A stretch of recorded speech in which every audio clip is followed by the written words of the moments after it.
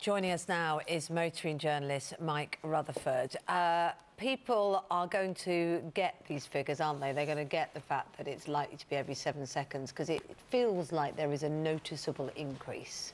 Oh, and there is. It's an industry that people are cashing in on. It's, you know, people are turning up. Entrepreneurial types, let's just call them that, shall we? Turning up, seeing a patch of land, going to the owner of the land, quite often saying, hey, if you give me the right to ticket people on your private land, we'll share the proceeds.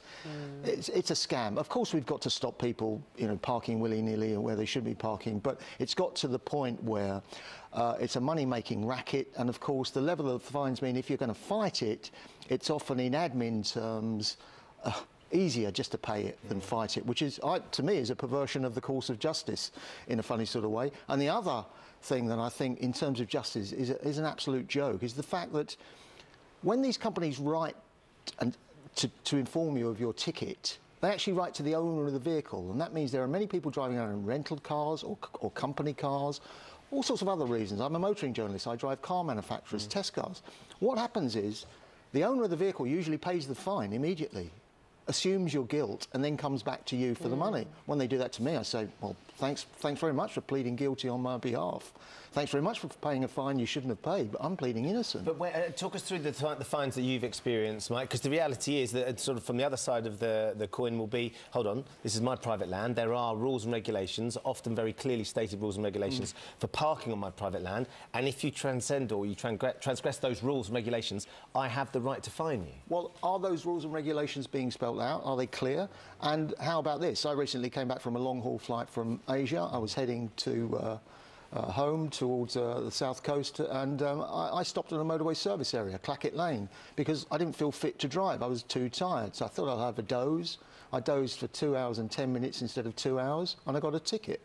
Now, so what, you in the middle of the night, car, asleep, in the middle of the night, and someone came along and put a ticket on your car? No, it's the motorway service area, so they photograph you as you go in, and then they photograph you as you go out. So the reality is... One little tip is, if you conveniently have something like a carrier bag stuck to your number plate at the rear of the car. Not that I'd encourage this sort of thing. They haven't got... Obviously, we can't. No, but they can't actually photograph you leaving the building, leaving the premises. Can't advocate that. I'm just saying that's what happens. No. So of course, the reality is, what they will argue is that you've got 2 hours to park in a service station. We don't want people coming and leaving their cars here and going off elsewhere and going and doing their business.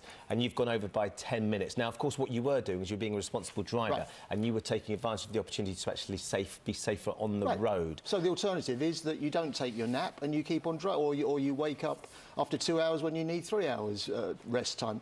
It's a motorway service area. They get the grant from the government to be there, and incidentally, the government is taking a cut of many of these fines because the government is selling these companies, these entrepreneurial types, I use the term loosely, the names and addresses via the DVLA of the offenders or the owners of the vehicle.